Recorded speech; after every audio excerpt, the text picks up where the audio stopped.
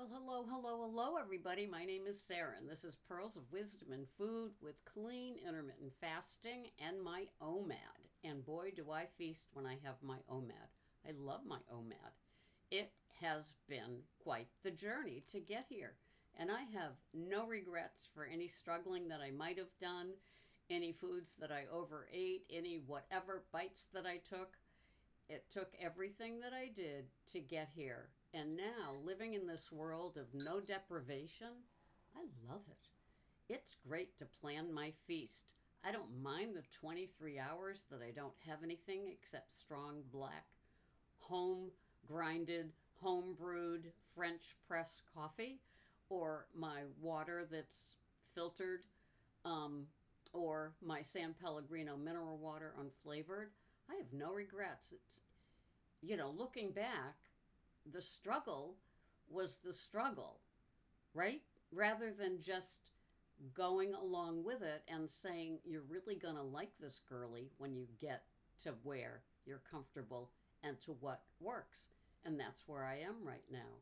It's been worth it.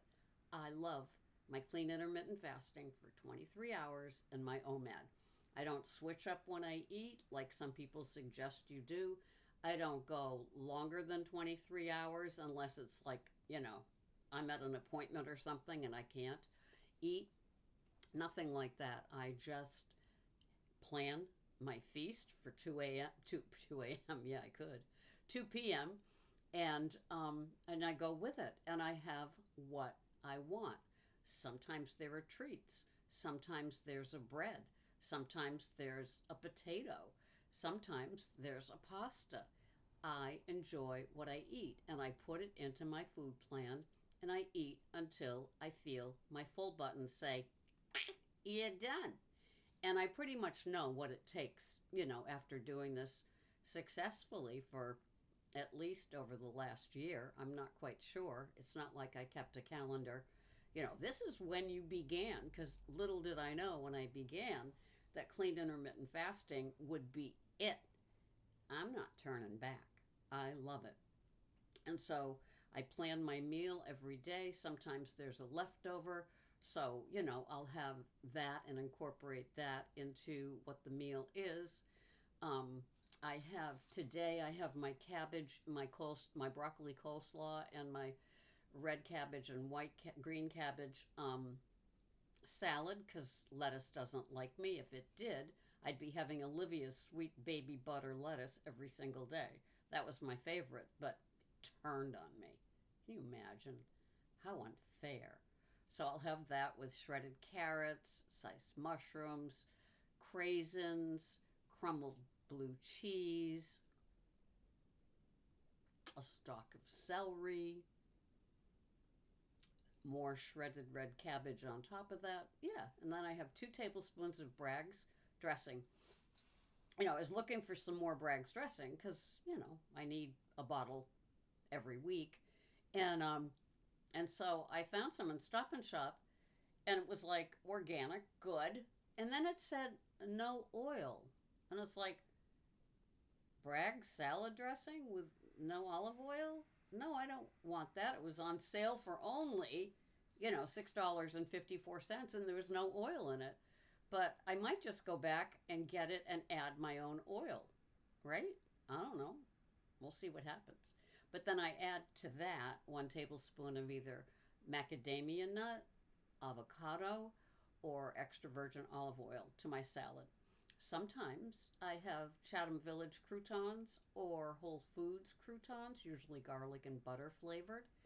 And then I have the entree, as it were. Today will be a Delmonico steak because I got 2 of them the other day at my store and I already had the first one. So now I got to have the second one and I will pan sear it, which is my favorite easiest favorite yummiest favorite easiest. Did you know I love it that way? Pan seared in bacon fat and butter, and I put the hex clad. It's the pan that is high sides like this, so I'm not cleaning the entire top of the stove after pan searing, which you would probably have to if you cooked it in a skillet that's only like like that. So I turn the skillet, turn the heat on high, medium high, and then when it I see the butter getting a little browned in the pan, I add the steak. And this particular one will be 2 minutes each side, and then it's resting as I'm like setting the table, doing the final thing. And then I will have an ear of corn with it that I got a 4 pack at Whole Foods, and the salad. And it will be delicious. And I know that I will probably have green and red grapes because I've got them in the fridge.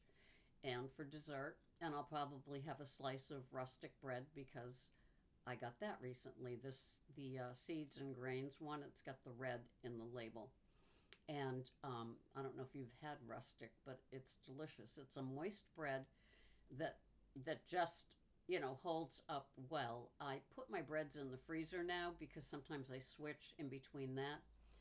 And I looked on my bread label for the When Pigs Fly, where that comes from, and it's made in York, Maine. So probably if you're not in the New England area, you probably can't find When Pigs Fly bread unless maybe they do, a mail order sort of thing. I don't know. But that's the bread. Hopefully you can find your favorite bread or hearty choices that like aren't easy to find in your favorite little store and enjoy them like I enjoy mine.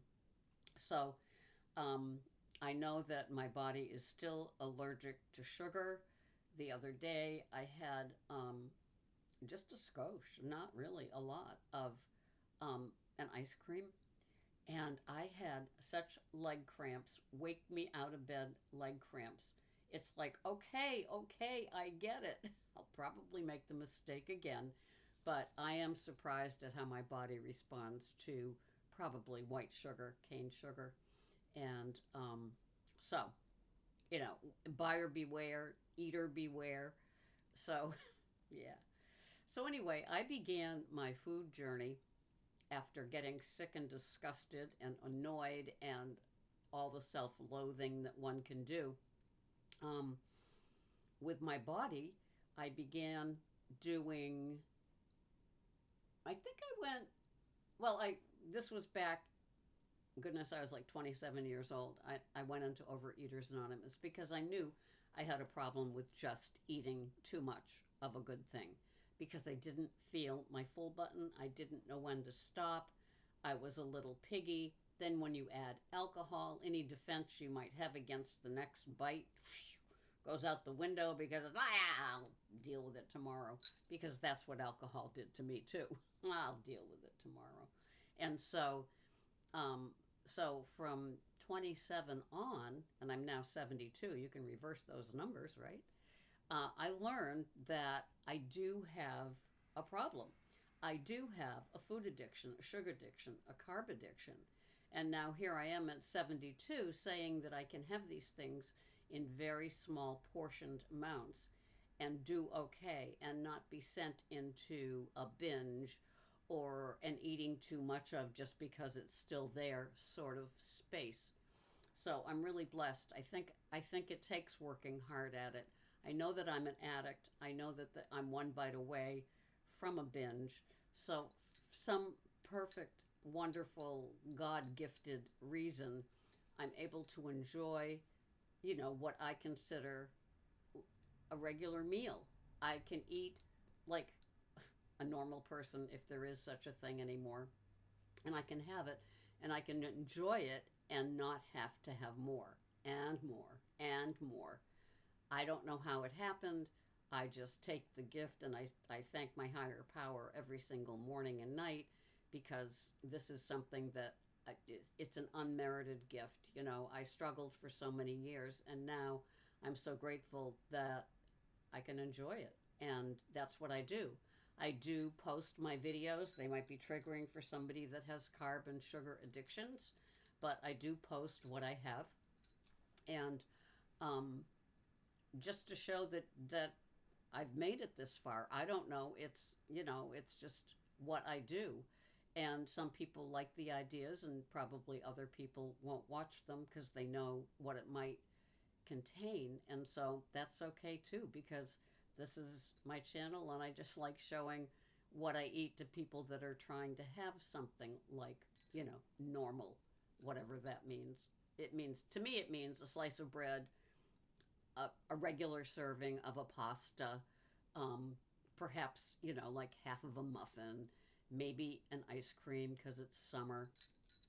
I don't know, just regular things that to me are hugely a treat, and I love them and I appreciate them, and I know the years that I couldn't have any of those things because I would be at the trough in no time at all with no stop button and no full button to tell me I should stop, if you're following me. So I feel blessed. I'm glad that you're all here. You heard what I'm having to eat today. That's it. I'm going to go celebrate my 36 years of not drinking with AA. That's all part of it too. The addiction, the more, got to have it. The oral thing. There's many more parts of addiction. For some people, it's drugs. For some people, it's shopping. For some people, it's, you know, being a player, because girls are players too. And, just out there, whatever it is that you might be addicted to, whatever you're doing is never enough, right? We know that. And so calming the waters of the soul and the belly and the head and the heart, it just takes a long, long time and a lot of work. And it's best if you do it around people that share your same addictions. That's what's been carrying me all these years. Since 1978. That's crazy, isn't it? Anyway, thank you for being here. Have a wonderful day, and I will see you here the next time on Pearls of Wisdom and Food with Clean Intermittent Fasting and OMAD. So I'm just fasting until 2. That's what I do. Thanks for being here. Bye bye for now.